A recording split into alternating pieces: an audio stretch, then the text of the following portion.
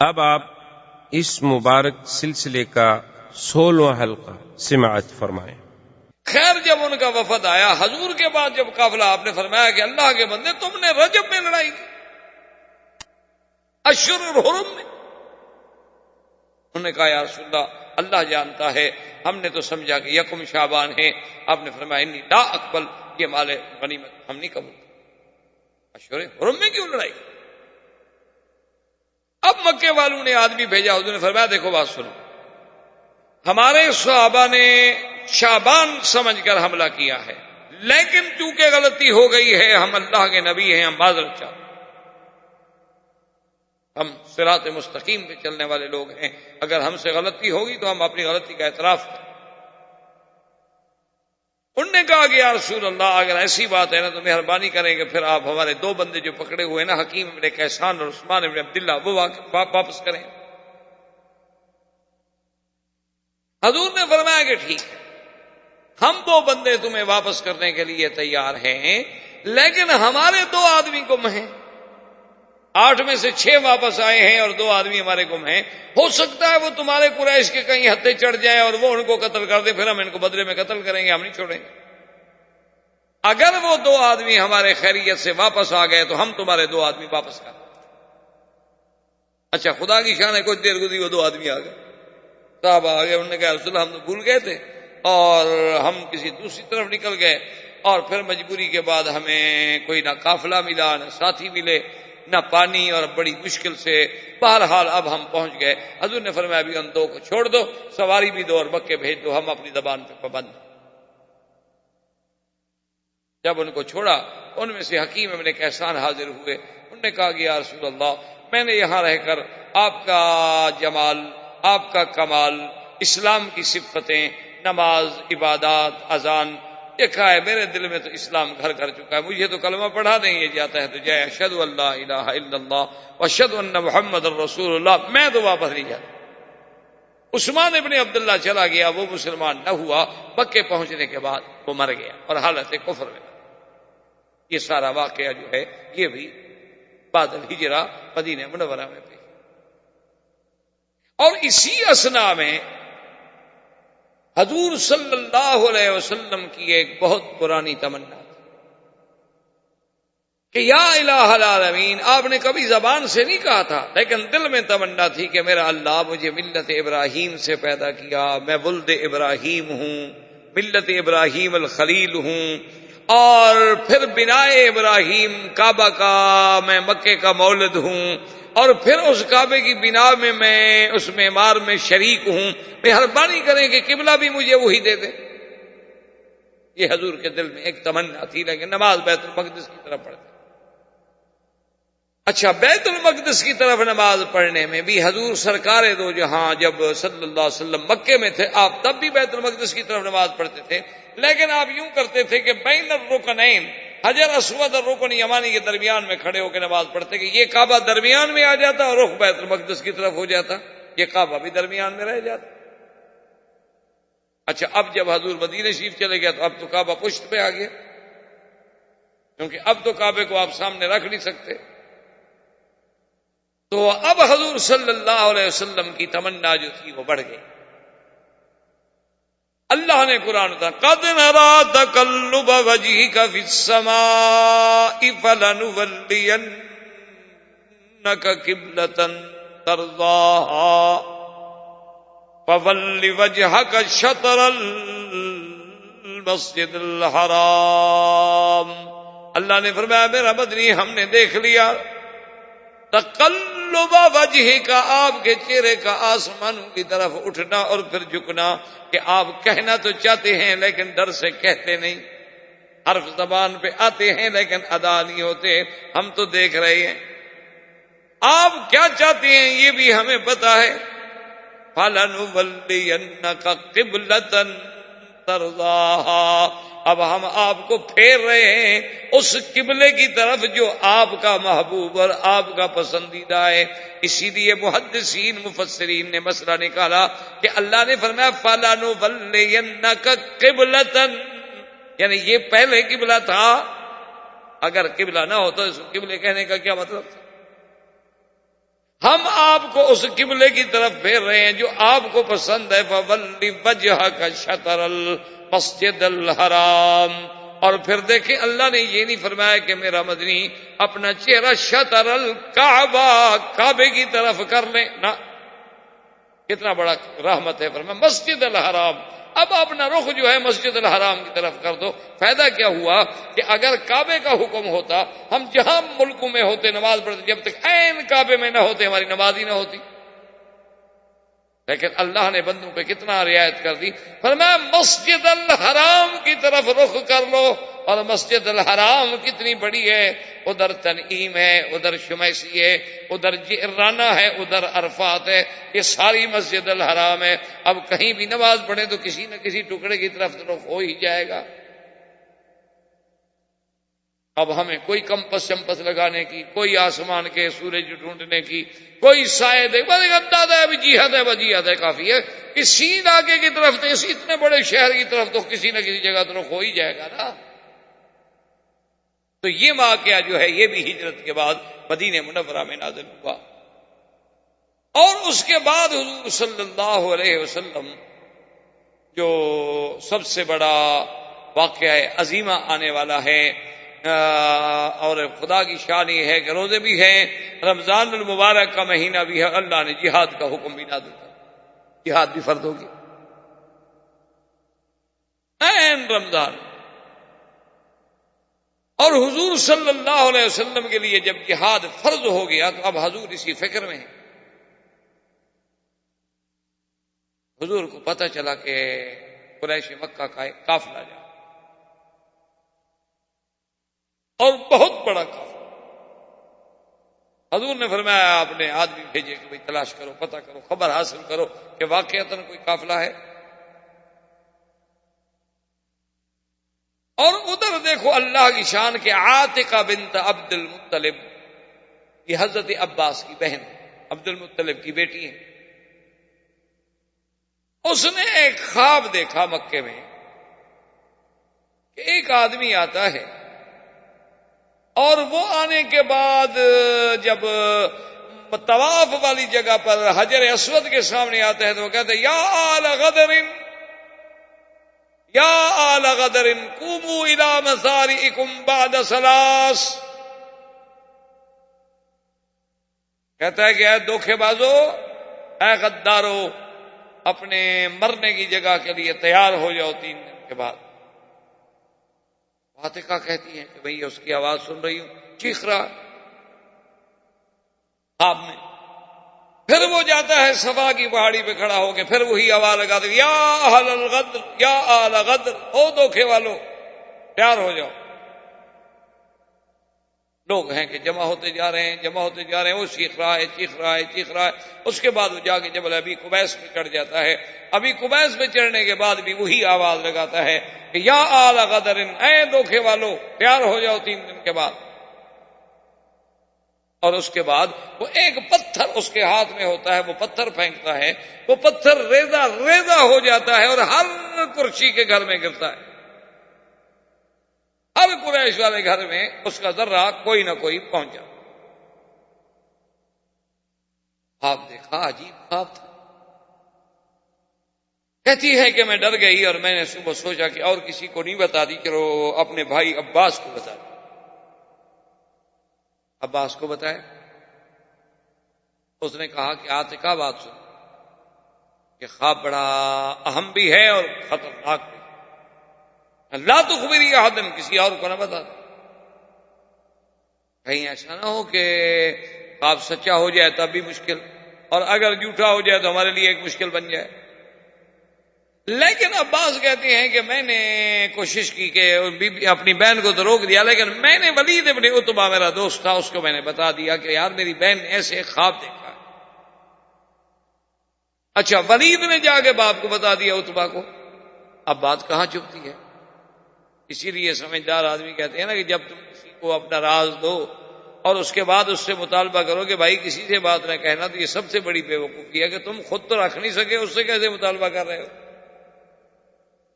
انہوں نے کہا کہ یہ سب سے بڑا احمقوں کی علامت ہے کہ جو اپنا راز کسی کو بتلانے کے بعد اس سے مطالبہ کرے کہ تم کسی کو نہ بتانا، وہ بے وقوف تم نے خود بتا دیا ہے تو وہ کیسے رکھے گا؟ اب عتبہ کو پتہ چل گیا، حضرت عباس کہتی اس وقت خیر مسلمان نہیں تھے نا، تو کہتی ہیں کہ عجیب بات ہوئی کہ میں طواف کر رہا تھا کہ میں نے دیکھا کہ ابھی جہل اور بڑے بڑے صنادید، بڑے بڑے روسا قریش سارے دار الندوہ میں بیٹھے ہوئے ہیں، اور ابھی جہل نے آدمی دوڑایا، اس نے کہا کہ جب تم طواف سے فارغ ہو جاؤ فاتی لینا فجلس معنا، تم ہمارے پاس آؤ، بڑی اہم بات ہے، ہم مشورہ کریں۔ حضرت عباس فرماتے ہیں میں نے طواف ختم کیا، طواف ختم کرنے کے بعد میں وہاں گیا، دیکھا تو بڑے بڑے کاٹ اکٹھے ہیں اور سب میرے اسی بہن کے خواب پر بحث ہو رہی ہے، اور ابو جہل نے مجھے کہا کہ یا عباس، عجیب بات ہے یار، تم میں تو بڑے بڑے نبی پیدا ہو رہے ہیں، پہلے بھی تمہارے خاندان عبد المطلب میں ایک نبی پیدا ہوا، اب ایک عورت بھی نبی پیدا ہو گئی، پہلے تم کہتے تھے محمد مصطفیٰ پر ایمان لے آؤ، اب جناب وہ تو اب مدینہ چلے گئے، لیکن اب تمہارے خاندان میں ایک عورت بھی نبی سنائے بن گئی۔ عباس کہتے ہیں کیا مطلب، کون نبی بن گئی، کیا ہو گیا؟ تمہیں پتہ نہیں تمہاری بہن عاتقہ نے کیا کہا ہے کہ 3 دن کے بعد مرنے کے لیے تیار ہو جاؤ اور مرنے کے لیے تیار ہو جاؤ، اور یا آل الغدر، اور ہم غدر والے ہیں، ہم دھوکے والے ہیں، کیا ہے، کیسی خبریں دے رہی ہے، کیسے خواب بتا رہی ہے؟ میں نے کہا مجھے تو پتہ نہیں۔ وہ کہتے ہیں ہمیں بالکل پھر گیا۔ میں نے کہا مجھے تو پتہ نہیں، میری بہن نے خواب دیکھا ہے نہیں دیکھا ہے کوئی۔ میں نے کہا کمال کی بات ہے، تمہاری بہن کا خواب ہے اور ہمارے پاس پہنچ گیا ہے اور تمہارے پاس نہیں پہنچا۔ میں نے کہا ہوگا، پر مجھے نہیں پتا۔ ابو جہل بڑا کایا آدمی تھا، دشمنان اسلام ویسے ظاہری معاملات میں تو بڑے دانا ہوتے، تو اس نے کہا کہ دیکھو عباس، مجھے پتا ہے کہ تمہیں علم ہے اور تم چھپا رہے، لیکن یاد رکھو 3 دن کے اندر اندر اگر کوئی واقعہ پیش نہ آیا تو میں پھر تمہارا پورے عرب میں جلوس نکالوں گا کہ اکذب البیت فی العرب، یہ سب سے جھوٹا گھر ہے نعوذ باللہ عرب کے اندر، کیسی ایسی خبریں ہمیں دیتے ہیں، اور میں پھر اشتہار بن کے پورے عرب قبائل میں ڈھونڈوں گا اور تلاش کروں گا اور پھروں گا اور نعوذ باللہ تم لوگوں کو رسوا کر دوں گا۔ میں نے کہا ابو جہل جو کچھ تم نے مرضی ہے کرنا ہے کرتے رہنا، مجھے نہیں پتا کہ عاتقہ نے خواب دیکھا ہے کہ نہیں۔ ابو جہل نے کہا کہ دیکھو جی عجیب عجیب بات ہے، عجیب عجیب خواب دکھائے جا رہے ہیں۔ ادھر حضور صلی اللہ علیہ وسلم کو آپ کے سواروں نے، جانثاروں نے اطلاع دی کہ یا رسول اللہ ایک قافلہ آ رہا ہے شام سے اور ابو سفیان کی قیادت میں ہے اور 1000 اونٹ پر وہ قافلہ مشتمل ہے۔ اصل وجہ کیا تھی کہ پہلے تو قافلے ہوتے تھے نا ایک آدمی کے، ایک بڑے تاجر نے مال منگا لیا 10 اونٹ 20 اونٹ، یہ قافلہ ایسا تھا کہ جس میں قریش مکہ سب نے مل کے پیسہ ڈالا ہوا تھا، تمام مکے کے سرداروں کا اس میں پیسہ تھا، کسی کا زیادہ کسی کا تھوڑا کسی کا زیادہ کسی کا تھوڑا۔ انہوں نے کہا کہ کیا یار روز تھوڑا تھوڑا منگواتے ہو، ایک ہی دفعہ قافلہ منگا لو، سب کا مال اکٹھا آ جائے، ہر قبیلے کے نوکر ساتھ ہوں گے، پہرے والے زیادہ ہوں گے، لشکر زیادہ ہوگا، قوت زیادہ ہوگی، اور جب ہم زیادہ مال خریدیں گے تو ہمیں سستا بھی ملے گا۔ اس لیے یہ بہت بڑا عظیم قافلہ تھا۔ حضور صلی اللہ علیہ وسلم کے صحابی جو تھے وہ خبر لے کے آ گیا رسول اللہ ایک قافلہ شام سے چل پڑا ہے، فلاں مقام پہ وہ پہنچ چکا ہے، اور اتنے دنوں کے بعد جو ہے وہ تقریباً مدینہ پاک کے قریب سے گزرے گا۔ اچھا، ابو سفیان جو تھا وہ اپنے قافلے کو چھوڑ کر کبھی کبھی آگے 10-10 20-20 50-50 میل کبھی اپنا اونٹ دوڑا کے آگے نکل جاتا تھا، اسے بھی خوف تھا کہ کہیں ہم پر حملہ نہ ہو جائے، وہ بھی خبر لگانے کے لیے بھی کہیں کوئی جیش، کوئی لشکر، کوئی آدمی، کوئی فوج چھپی ہوئی تو نہیں، کیونکہ 1000 اونٹوں کا قافلہ آ رہا ہے، قافلے کو سلامتی کے ساتھ کنارے پہ لے جانا کوئی مذاق تو نہیں ہوتی تھی، سردار کی ذمہ داری تھی۔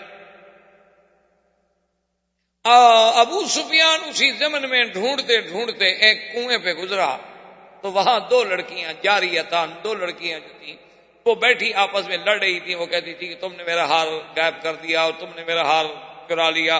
وہ کہتی کیوں مرتی ہو، قافلہ گزرے گا تو میں تمہیں اور خرید کر کے دے دوں۔ بیٹھی بیٹھی باتیں کر رہی۔ ابو سفیان نے وہاں جا کے اپنی سواری روکی، ان سے پانی مانگا، پانی پیا، اور ان سے کہا کہ تم لوگ کیسے بچیاں قافلے کی بات کر رہے ہو؟ کس قافلے کی بات کر رہی ہو تم کہ قافلہ گزرے گا اور پھر ہم خریدیں گے؟ اور کیا؟ نے کہا ہماری بچی آپس میں بہنیں ہم سہیلیاں ہیں، اور اس کا کوئی ہار مجھ سے گم ہو گیا، دیو چیخ رہی تھی، تو میں نے کہا کہ جب یہاں سے قافلہ گزرے گا تو ہم ہار خرید لیں گے، آپ کو دے دیں گے۔ میں نے کہا تمہیں کیا پتا کہ قافلہ گزرے گا؟ اس نے کہا یہاں دو آدمی بیٹھے تھے اونٹوں پر، آپس میں بات کر رہے تھے، ہماری سن رہے تھے، ہم سے انہوں نے کوئی بات نہیں، وہ کہہ رہے تھے قافلہ کوئی آ رہا ہے۔ اب دیکھو ابو سفیان کتنا ذہین اور ذکی تھا، کہتے کہ اچھا وہ آدمی کس چیز پہ سوار تھے؟ اونٹوں پر۔ انہوں نے کہا اونٹ انہوں نے کہاں بٹھائے تھے؟ انہوں نے کہا جی وہ دیکھو وہ سامنے درخت ہے، اس کے نیچے اونٹ بیٹھے تھے، اور یہ ساتھ والے درخت کے نیچے وہ بیٹھے ہوئے، آرام کیا، پانی ہم سے لیا، پانی پیا، وہاں کچھ کھایا پیا، اس کے بعد جو تھے وہ چلے گئے۔ ابو سفیان سیدھا اس جگہ آیا، وہاں آ کے فاخذ بأرة من الابائر، اس نے اونٹ کی مینگنی جو تھی نا وہ نیچے پڑی تھی تو وہ اٹھائی، اس کو جو کھولا اس میں اپنا کھجور کی گٹھلیاں ملی۔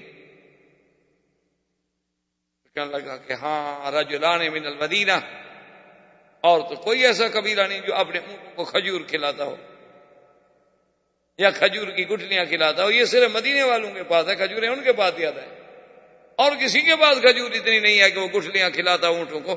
اس کا مطلب ہے کہ اللہ کے نبی محمد رسول اللہ کے مسلمان ہمارے تعاقب۔ ابو سفیان جناب گھبرایا، ڈرا کہ بھئی اتنا بڑے قافلے کی ذمہ داری ہے، تو اس نے ان کا ایک شخص تھا جس کا نام تھا دم، اس کو جناب بھیجا کہ تم بھاگو اور مکے والوں کو اطلاع کرو کہ فوراً میری مدد کے لیے لشکر بھیجیں، میرا قافلہ خطرے میں آ گیا۔ زندگی باقی تو بات باقی۔ والسلام علیکم ورحمۃ اللہ وبرکاتہ۔ برادران اسلام، واجب الاحترام بزرگوں، دوستوں، عزیز نوجوانوں، سیرت النبی صلی اللہ علیہ وسلم کے اس سلسلہ دروس میں اللہ تبارک و تعالی کی عنایت، فضل، کرم، منت و احسان سے ہم نے ابتدائے ولادت، بعثت، شباب، نبوت، معارضہ کفار، ثبات، استقامت، ہجرت، حتیٰ کہ ہم اس مقام پہ پہنچے تھے کہ حضور صلی اللہ علیہ وسلم ابو سفیان کے قافلے کی تلاش میں مدینہ منورہ سے روانہ، جو بعد میں غزوہ بدر کا سبب بنا۔ اور یہ غزوہ بدر جو ہے یہ اسلام میں سب سے پہلا، جس میں حضور سرکار دو جہاں صلی اللہ علیہ وسلم خود شریک ہوئے۔ اور یہ غزوہ بدر جو ہے گویا اس کی تخطیط جو تھی، یعنی جسے آپ پلاننگ کہتے ہیں، ایسے معلوم ہوتا ہے کہ جیسے اللہ نے خود کی۔ ویسے تو ہر چیز اللہ کے حکم سے، لیکن ایک فرق ہے، ایک چیز ہوتی ہے اسباب کے ماتا، اور ایک ہوتی ہے کہ نہیں اسباب کے بغیر خود قدرت خود کر دیتی، اس کو کہتے ہیں ما فوق الاسباب۔ مصطلحات علماء میں دو لفظ ہوتے ہیں، ایک ہوتے ہیں ما تحت الاسباب اور ایک ہوتے ہیں ما فوق الاسباب۔ اور یہی وہ بنیادی فرق ہے جس کی وجہ سے بہت سارے بھائی جو ہیں ہمارے، اللہ سب کی ہدایت کے فیصلے کرے، وہ بیچارے عقیدے میں گمراہ ہو جاتے ہیں، وہ یہ ما تحت الاسباب اور ما فوق الاسباب کا فرق نہیں کر سکتے۔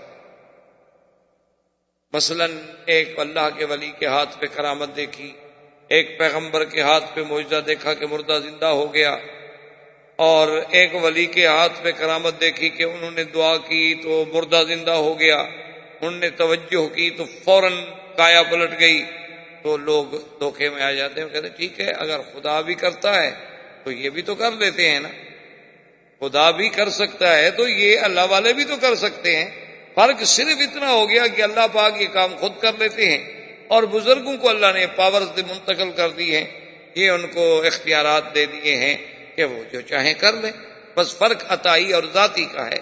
تو یہی اصل میں وہ دھوکہ ہے کہ اللہ کی قدرت کا معنی یہ ہوتا ہے کہ وہ کسی اسباب کا پابند اور محتاج نہیں،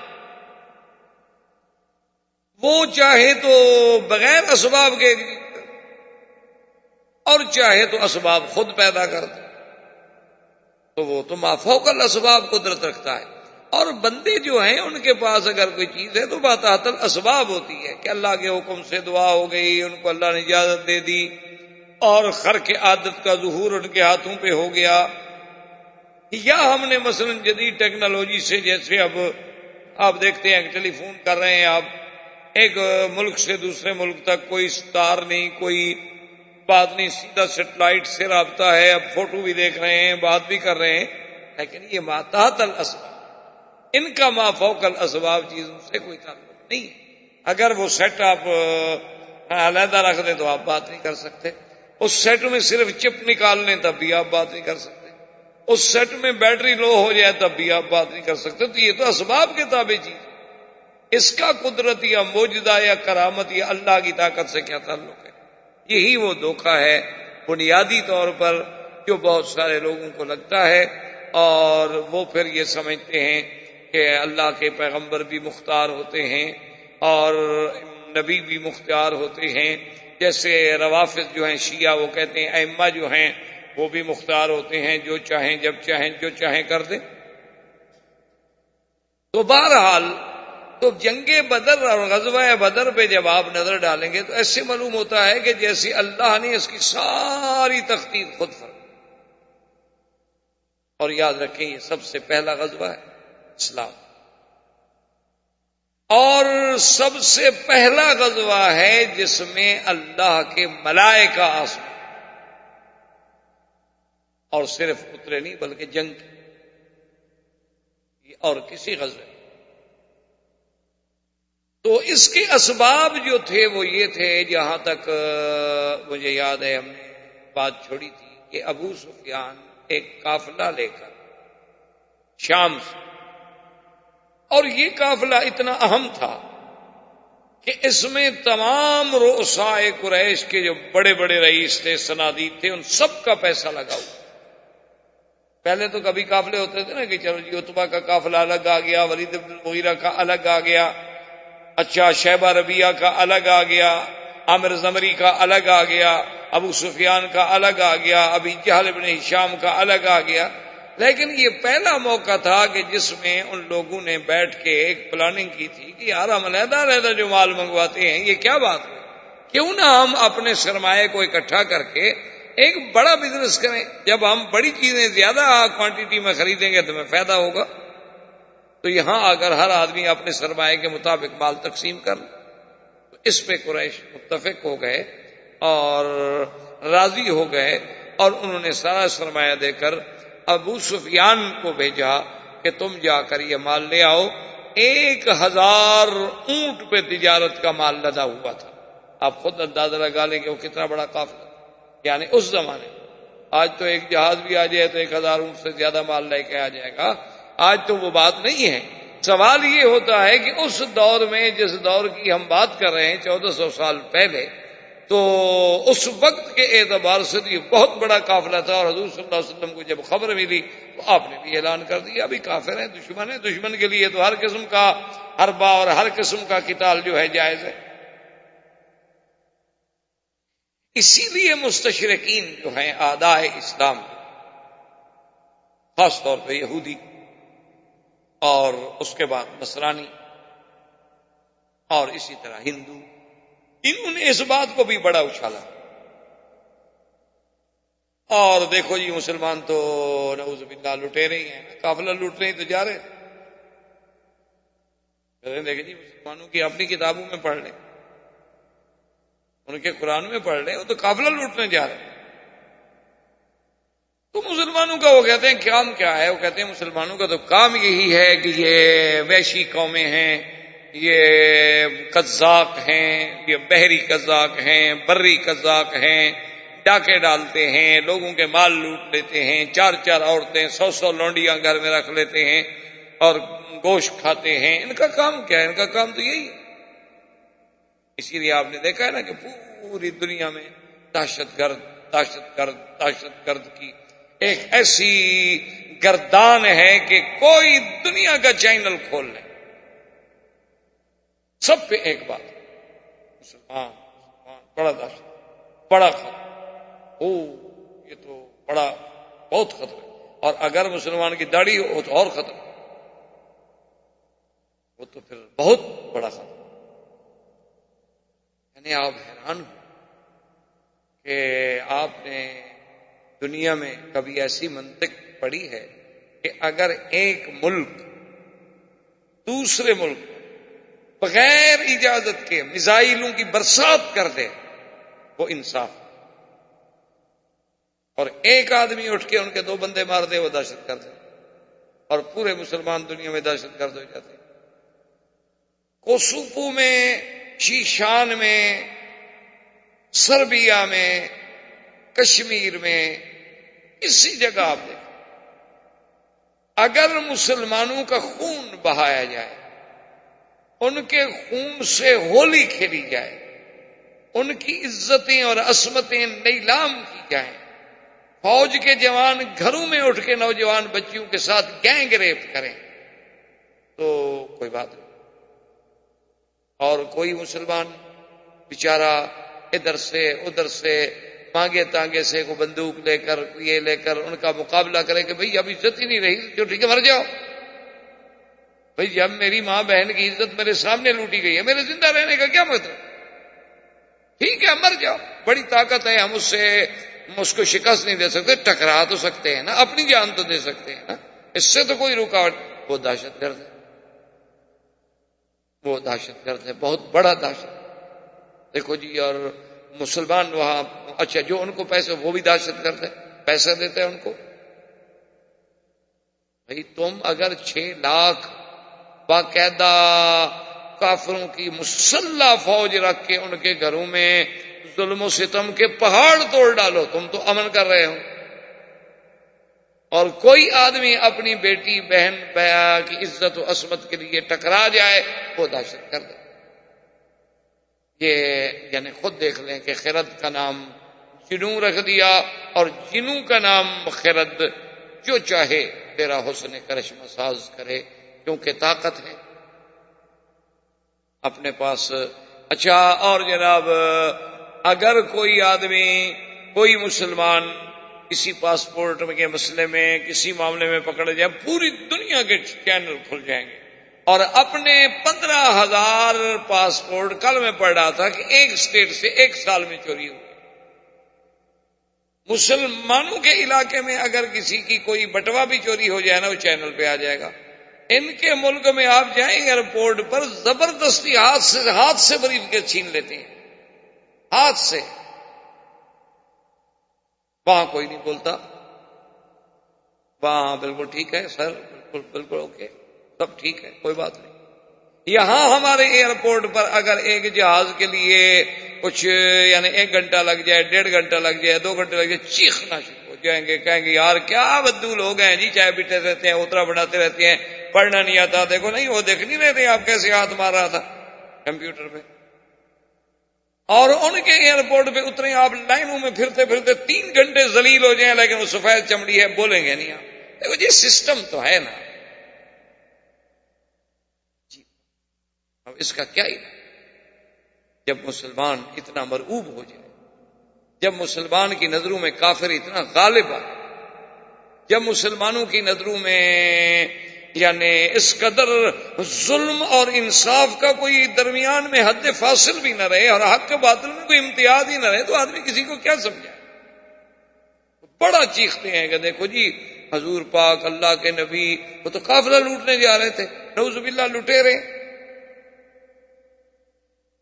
یہ نہیں سوچتے کہ جن کو مکے سے نکالا گیا، اخرجوا من دیارہم و اموالہم، جن کے مال چھین لیے گئے، جن کے گھر چھین لیے گئے، جن کے بچے چھین لیے گئے، جن کی اولادیں چھین لی گئیں، اور جو ہجرت پہ مجبور ہو گئے، کبھی حبشے کی طرف، کبھی مدینہ منورہ کی طرف، جنہیں انگاروں پہ لوٹایا گیا، جنہیں سولیوں پہ لٹکایا گیا، وہ تو ہے منصف، ان کا قافلہ نہیں لوٹنا چاہیے تھا۔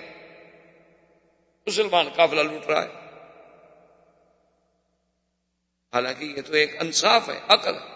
حتیٰ کہ آج بھی ہمارے فقہا کے فتویٰ ہے کہ مثال کے طور پر آپ ایک کمپنی میں کام کرتے ہیں، اس کمپنی نے آپ کے ناجائز تنخواہ میں سے مثال کے طور پر 1000 ریال ناجائز ظلماً مار لیا ہے.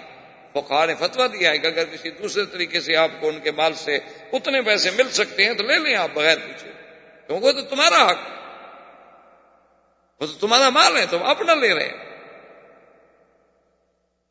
تو اگر مسلمان یہ سوچ کر کے بھئی یہ ان کے قوافلے ہیں اور سب سے بڑی چیز جو ہے آدمی کی اقتصاد پر ضرب ماری جائے تاکہ مکے والے کمزور ہوں اور ہمیں کوئی بدلہ ملے، ہمارے پاس بھی طاقت بنے، ہمارے پاس بھی قوت بنے، تو اس میں کون سا ڈاکہ تھا بھائی؟ یہ کہاں سے لٹیرا پن تھا؟ تو بہرحال حضور صلی اللہ علیہ وسلم آپ نے اعلان کر دیا کہ بھئی ابھی سفیان کا قافلہ جا رہا ہے، جو نکلنا چاہتے ہوں اپنی خوشی سے میرے ساتھ چلیں، جو نہ چاہیں. تو تقریباً 313 اور بعض روایات میں ہے کہ 314 آدمی حضور کے ساتھ روانہ ہوئے. حضور صلی اللہ علیہ وسلم بھی چل رہے ہیں اور بالکل قسم پرسی کا عالم ہے، کوئی جنگ کا تو کوئی ارادہ ہی نہیں تھا. اس لیے نہ گھوڑے ہیں نہ اونٹ ہیں، بس گزارے کی باتیں ہیں، نہ تلواریں ہیں نہ زرہ بند ہیں نہ ڈھال ہیں. یعنی بعض صحابہ کے تو پاؤں میں جوتا بھی نہیں، پیدل چل رہے. تلاش کرتے کرتے ابو سفیان کو بھی ڈر تھا کہ ہم چونکہ شام کے آتے تھے نا مدینہ کے راستے سے، کہ ہم مدینہ منورہ کے حدود سے گزر رہے ہیں، لازمی بات ہے کہ مسلمان تو ہمارے خیر خواہ تو ہیں ہی نہیں، نہ ہم ان کے خیر خواہ ہیں، تو دشمن کو تو حق ہے، تو کہیں ایسا نہ ہو کہ ہمارا قافلہ لٹ جائے. تو وہ بھی اپنے آدمی دوڑا کے آگے آگے خبریں لیتا تھا، 5-5 10-10 میل اس کے آدمی آگے چلتے تھے کہ خبر دیں کہ اس راستے میں تمہیں کوئی حرکت، کوئی فوج، کوئی چیز تو نظر نہیں آئی. تو بہرحال اس کو آیا ابو سفیان خود، اس نے دیکھا کہ 2 لڑکیاں بیٹھی ہوئی باتیں کر رہی ہیں. اس نے پوچھا کہ یہاں کوئی آیا؟ اس نے کہا 2 بندے آئے تھے، باتیں کر رہے تھے، ہم نے سمجھا کوئی نہیں. انہوں نے کہا اچھا وہ کس پہ سوار تھے؟ انہوں نے کہا اونٹوں پہ سوار تھے. انہوں نے کہا اونٹ کہاں بٹھائے تھے؟ انہوں نے کہا اس جگہ. اس نے جا کے اونٹوں کے گوبر کو جو دیکھا تو اس میں گٹھلی ملی. کہنے لگا ہاں اولئک ناس من المدینہ، یہ لازماً مدینہ منورہ کے لوگ ہیں، جو کہ اونٹوں کو گٹھلیاں جو ہے صرف وہی کھلا سکتے ہیں، اور کوئی عرب ایسا نہیں جو اونٹوں کو گٹھلی کھلاتا ہو. تو صاف ظاہر ہے کہ مدینے سے ہمارا تعاقب ہو رہا ہے. تو ابو سفیان نے ایک شخص تھا جس کا نام تھا ضمضم، اس کو کہا کہ بھئی تم فوراً تیز رفتار اونٹ لے لو اور اس تیز رفتاری کے ساتھ فاصلہ طے کرو اور پہنچو مکہ مکرمہ، خبر کرو کہ میرا قافلہ جو ہے خطرے میں آ گیا. لازماً مکے والے جو ہے فوراً وہاں سے لشکر بھیجیں، فوج بھیجیں، مدد بھیجیں تاکہ قافلے کو ہم امانت و حفاظت کے ساتھ لے جا سکیں. لیکن تم نے ایسا اونٹ لینا ہے اور سفر میں کہیں آرام نہیں. بڑے بڑے عجیب قسم کے اونٹ ہوتے. اب بھی ہمارے ہاں صحرا میں، آپ کے ہاں ہندوستان راجستھان میں، ہمارے ہاں سندھ کے صحراؤں میں، اسی طرح پنجاب کے صحراؤں میں اب بھی وہ اونٹوں کی عجیب عجیب نسلیں ملتی ہیں. یعنی میں نے خود دیکھا ہے، اونٹوں پہ سفر بھی کیا ہے. تو ایک آدمی نے مجھے بتایا کہ یہ اونٹ جو آپ دیکھ رہے ہیں ہم آپ کے لیے لائے ہیں کہ ذرا آپ شوق سے اس پہ سواری کریں. تو انہوں نے کہا کہ جناب اس اونٹ کی تو عادت یہ ہے کہ جب ہم اس پہ سفر کرتے ہیں نا تو یہ جب ناک سے ہم ناس کھینچتا ہے نا کر کے تو ہمیں اندازہ ہو جاتا ہے کہ 100 میل کا فاصلہ کر چکا ہے. 100 میل کے بعد تو یہ صرف ناس کھینچتا ہے. اور چلنے کا یہ عالم ہے کہ آپ بالکل بلا مبالغہ پانی کا پیالہ بھر کے ہاتھ میں رکھ لیں وہ نہیں گرے گا، پانی نہیں گرے گا. قطعاً سوال پیدا نہیں. یہ ابھی جو عرب کو پیش کیے جاتے ہیں ایسے اونٹ نہیں ہوتے. وہاں اونٹ تو بڑی بڑی چیز ہوتی ہے، بڑی بڑی قیمتی. یعنی بالکل آپ پیالہ دودھ کا بھر کے ہاتھ میں رکھ لیں اور اونٹ پہ بیٹھ جائیں، مزہ آ رہا ہے کہ اس پہ تو ذرا گر جائے باہر. اور اتنا تیز چلتے ہیں نا جی آپ تصور نہیں کر سکتے. صحرا میں تو جیپیں فیل ہو جاتی ہیں، اونٹ نکل جاتا ہے جیپ سے، یعنی 4 ویلر گاڑیاں جو ہیں وہ بھی رہ جاتی ہیں. لیکن اونٹ ہو نسل والا ایسے نہیں. تو بہرحال اس نے اونٹ دیا، وہ بھاگا جائے. اس نے کیا کیا؟ اب بدبخت دیکھے نا کیسے اس نے جناب پہلے تو اونٹ کو زخمی کیا. جب مکے کے قریب پہنچ گیا اونٹ کو تلوار کے ساتھ زخمی. اور پھر یہ ہے کہ وہ سارا خون جو تھا اپنے اوپر ڈالا، اپنے کپڑے پھاڑ ڈالے، اور وہاں سے چیخنا شروع کیا، الغوث المدد، الغوث الغوث یا قریش، الغوث یا قریش۔ اب قریشی بھاگ رہے ہیں، وہ کیا بات ہے، بات تو کرو، بات نہیں کرتا، اونٹ دوڑا ہے چلا جا رہا ہے، جو آتا ہے اس کے پیچھے دوڑا ہے، جو آتا ہے اس کے پیچھے دوڑا ہے، کہ بھی کیا ہو گیا، اونٹ زخمی ہے، بندہ زخمی ہے، خون سے لت پت ہے، لیکن نہ تو اترتا ہے بدبخت اونٹ سے اور نہ بات بتاتا ہے، وہ چیخ رہا ہے مدد مدد، الغوث الغوث۔ چلتے چلتے چلتے جناب وہ کعبہ شریف کے باہر آیا، اونٹ وہاں بٹھایا اور دوڑ کے کعبہ شریف کے اندر چلا گیا، الغوث الغوث الغوث۔ اتنے میں سارا مکہ اکٹھا کر دیا نا اس نے۔ اعلان کرنے والے تو عجیب ہوتے ہیں، اس نے پورا ایک ٹینشن پیدا کر دی نا سارے مکے میں، بھاگ رہے ہیں، ادھر سے آ رہا ہے، ادھر سے آ رہا ہے، ادھر سے آ رہا ہے، کہ زخمی ہے، خون میں گھرا ہوا ہے، بات نہیں کرتا، کہتا ہے مدد کرو مدد کرو۔ جب مکے میں پہنچا تو پورا حرم بھر گیا، سارے لوگ آ گئے، کیا بات ہے؟ کہا کیا بات؟ ابو سفیان تو خطرے میں۔ اسی طرح جو عاتکہ بنت عبد المطلب نے خواب دیکھا تھا، یہ عبد المطلب کی بیٹی ہیں، عباس کی بہن۔ حضرت عباس ابھی مسلمان نہیں ہوئے تھے، بعد میں تو الحمدللہ اسلام لے آئے، اور عبد المطلب کے بیٹے ہیں ام رسول اللہ صلی اللہ علیہ وسلم، ان کی بہن تھی عاتکہ۔ عاتکہ نے خواب دیکھا تھا کہ ایک آدمی آتا ہے، آواز لگاتا ہے کعبے میں کہ یا آل الغدر قوموا الی مسارعکم بعد ثلاث، کہ اے غدار قوم کی نسل غدر والو، 3 دن کے بعد اپنے قتل کی جگہوں پر جانے کے لیے تیار ہو۔ میں حیران، اس آدمی نے کعبے میں آواز دی، صفا پہ آواز دی، جبل ابی قبیس پہ چڑھ گیا آواز دی، پھر جبل ابی قبیس سے اس نے ایک پتھر پھینکا، اور وہ پتھر کوئی ایسا عجیب پھینکا گیا کہ اس کا ایک ایک ذرہ، ایک ایک ریزہ جو تھا تمام کفار قریش کے گھر میں پہنچ گیا۔ یہ خواب ہے، خواب دیکھ رہی ہے بیچاری۔ صبح اس نے خواب اپنے بھائی کو بتایا، اچھا ولید اس کا بھائی، اس نے بھی وہی خواب دیکھا۔ اب انہوں نے کہا کہ کسی کو بتائیں نہیں، لیکن بات نکل گئی، ابھی جہل کو پہنچی، تو اس نے حضرت عباس، ابھی اسلام نہیں لایا، نے کہا عباس یہ کیا بات ہے، پہلے تم لوگوں میں سے بنو ہاشم اور بنو عبد المطلب سے ایک اللہ کے نبی پیدا ہوا، اس نے کہا میں نبی ہوں، میری نبوت کو مانو، اب تمہاری عورتیں بھی نبوت کا دعویٰ کرنے لگ گئی ہیں۔ نے کہا وہ کیسے؟ انہوں نے کہا تمہیں پتہ نہیں کہ عاتکہ نے کیا خواب بنایا ہے کہ 3 دن کے بعد جاؤ اور ایسے پتھر پھینکا اور ہر گھر میں پتھر آیا اور فلاں ہوا۔ دیکھو بات سنو، اگر یہ خواب سچا نہ ہوا نا تو میں پورے عرب میں یہ بات اعلان کروں گا کہ اکذب البیت فی العرب، سب سے بڑے جھوٹ بولنے والا گھر اگر کوئی ہے عرب میں تو یہ ہے۔ میں تمہیں پھر نہیں چھوڑوں گا، میں تمہیں سارے عرب قبائل میں بدنام کروں۔ بعد نے کہا ابھی مجھے نہیں پتا، تم جانو خواب جانو۔ اب ابھی 3 دن نہیں گزرے تھے کہ جناب یہ زمزم پہنچ گیا۔ اب سوچ میں پڑے کہ کیا بات۔ اس نے کہا ابھی ابو سفیان کہاں ہے؟ اس نے کہا ابو سفیان اس وقت فلاں مقام پہ ہوگا، لیکن وہ تو بالکل خطرے میں گھر چکا ہے، اور ہو سکتا ہے کہ ہماری مدد وہاں پہنچتے پہنچتے وہ قافلہ ہمارا لٹ بھی چکا ہو۔ تو ابھی جہل نے، سب نے، عتبہ، عتیبہ، شیبہ، ربیعہ، ابی لہب، امیہ بن خلف، سب کٹے ہو گئے۔ انہوں نے کہا قریشیو تیار ہو جاؤ۔ ہر قریش کا قبیلہ جو ہے نکلے اپنے اپنے جوانوں کے ساتھ، اور سواریاں، ہتھیار سب مکمل تیار کر لو۔ تو بہرحال یعنی یہ یہاں سے تقریباً بعض روایات میں 990 آدمی ہے اور بعض میں 1000 آدمی ہے، 1000 کا قافلہ، اور بڑے لڑاکا لوگ، اور گھوڑے 200 تو صرف گھوڑے تھے ان کے، یعنی باقی ہر آدمی 1000 آدمی اپنے اپنے اونٹ پہ ہے، کسی ایک اونٹ پہ 2 آدمی بھی نہیں۔ 1000 اونٹ جو ہے وہ تو باقاعدہ سواری کے لیے، 200 گھوڑا احتیاط کے لیے ساتھ ہے، اور اس کے بعد گانے والیاں اور کائنات اور مغنیات اور اصحاب الرایات، یہ طوائفیں جو تھی نا یہ جھنڈے والیاں کہلاتی تھی، کیونکہ جھنڈا لگا لیتی تھی گھر پہ تو لوگوں کو پتہ لگے کہ یہ طوائف، تو اس لیے ان کو صاحبات الرایات کہا جاتا تھا۔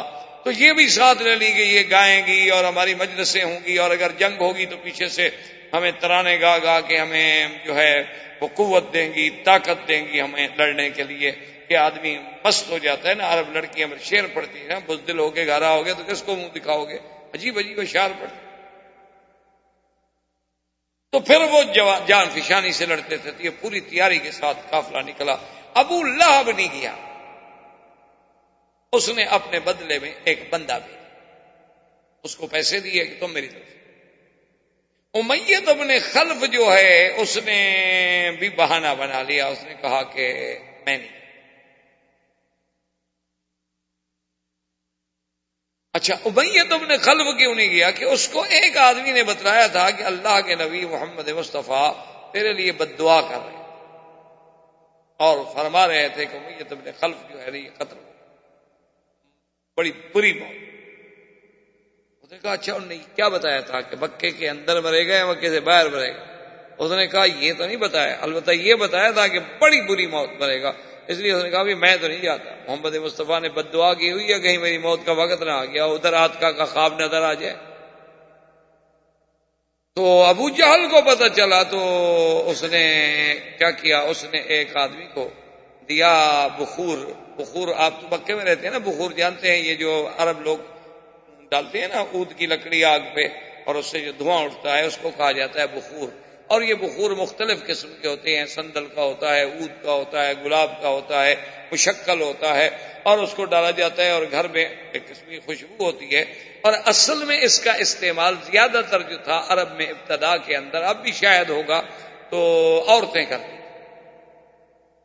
زیادہ استعمال، چونکہ تاکہ عورت کے بدن میں خوشبو رہے، اپنے خاوند کے زیادہ مرغوب رہے، تو وہ لباس پہن کے غسل کر کے اس کے آگ کے دھوئیں کے اوپر کھڑی ہو جاتی تھی آگ، تو پورے بدن میں خوشبو آ جائے، اور پھر اندر جو روائے یا قریہ ہیں جو چیزیں ہیں وہ بھی اس کے اثر سے ختم ہو جائے.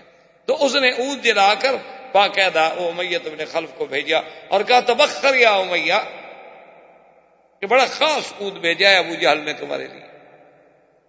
انہوں نے کہا کیوں؟ انہوں نے کہا بھی تم تو عورتوں والی بات کر رہے ہو نا، ڈر کے مارے بدل کے لیے نہیں نکل رہے ہو، تو گھر میں بیٹھو بخور لگاؤ عورتوں والا کام کرو. باہر تو مرد جاتے ہیں تلوار سے لڑنے والے، بخور لگانے والے تھوڑا لڑیں گے. جیسے آج کل حالت ہے ہماری، اللہ معاف کرے، اللہ پاک یعنی دعا کریں کہ خاص طور پہ اللہ عرب کو ہر فتنے سے محفوظ رکھے، کیونکہ یہ تو اتنے بیچارے آرام پسند ہو گئے، ایئر کنڈیشن کے بغیر نہیں کھڑے ہو سکتے، لڑیں گے مٹی.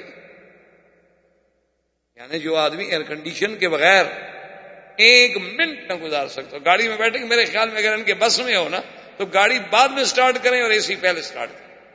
کٹھا تو اب بھی کر دیتے ہیں، ایک ہی سوئچ کے ساتھ کٹھا سٹارٹ ہوتا ہے، لیکن اگر کوئی ایسا سسٹم ہو کہ بھئی اے سی پہلے سٹارٹ ہو، اور بڑے لوگ تو خیر اب وہ سارا کچھ ان کے پاس ریموٹ پہ ہوتا ہے، وہ گھر سے نکلنے سے پہلے گاڑی سٹارٹ کر دیتے ہیں تاکہ اے سی سٹارٹ ہو اور ہم جب پہنچے تو گاڑی ٹھنڈی ہو چکی ہو. یہ نہ ہو کہ ہم بیٹھے ہوئے پھر انتظار کرتے رہیں کہ کب ٹھنڈی ہوگی، تو اس قوم کا کیا ہوگا. اللہ حافظ. اسی لیے شورش نے کہا تھا نا کہ یا مولا یا رب، یہ کیسی قوم ہے کہ جن کی ابتدا ام اسماعیل سے ہوئی تھی اور انتہا ام کلثوم پہ. یہ کیسی تجھ کو بتاؤں میں تقدیر کیا، شمشیر و ثنا اول طاؤس و رباب. ایسے تو نہیں اقبال بیچارہ روتا گیا. تو بہرحال کہنے کا مقصد یہ ہے کہ جناب انہوں نے اپنے قافلے کو نکالا. اچھا خدا کی جان ہے، اب ادھر سے بھی قافلہ چل رہا ہے 314 کا. اچھا ان کے ذہن میں تو کوئی لڑائی کا سوال ہی نہیں ہے،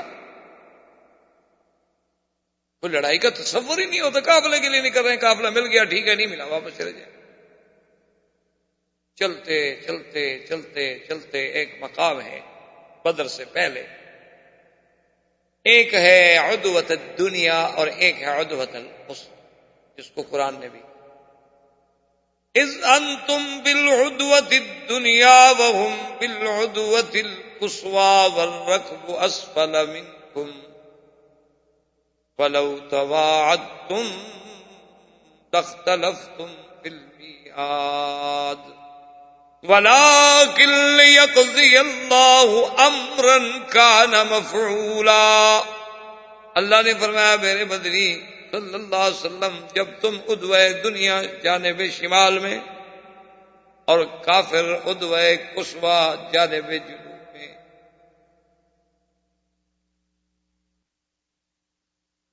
والرکب اسفل منکم، اور قافلہ تم دونوں سے نیچے.